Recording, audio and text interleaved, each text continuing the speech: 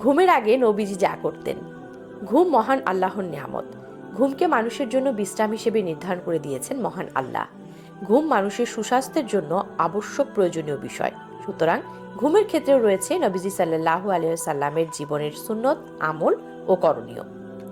চলুন তাহলে জেনে নেওয়া যাক কিভাবে ঘুমাতেন আমাদের প্রিয় রাসূল, কি কি নির্দেশনা দিয়েছেন ঘুমাতে যাবার আগে। সেই সাথে জানবো ঘুমের সুন্নত পদ্ধতি বিশ্লেষণ করে কি বলছে বিজ্ঞান। আল্লাহ তাআলা আমাদের সৃষ্টি করেছেন তার ইবাদতের উদ্দেশ্যে।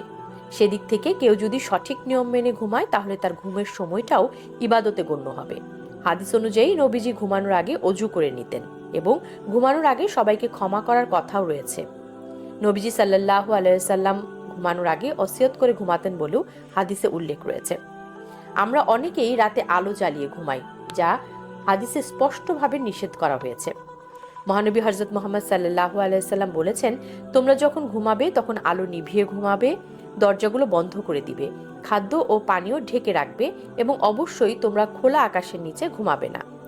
মহানবী হযরত মুহাম্মদ সাল্লাল্লাহু আলাইহি সাল্লাম ঘুমানোর আগে বিছানা ঝেড়ে এবং ঘুমানোর দোয়া পড়ে ডান কাত হয়ে ঘুমাতেন বলেও হাদিসে বর্ণিত রয়েছে।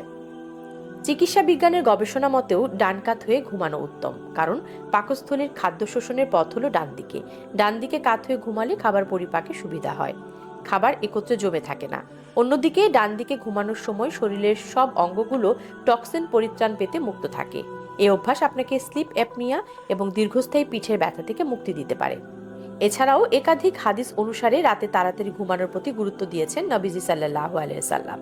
হযরত মুহাম্মদ সাল্লাল্লাহু আলাইহি সাল্লাম এশার নামাজের পূর্বে ঘুমানো এবং নামাজের পর অহেতুক গল্পগুজব করা অপছন্দ করতেন।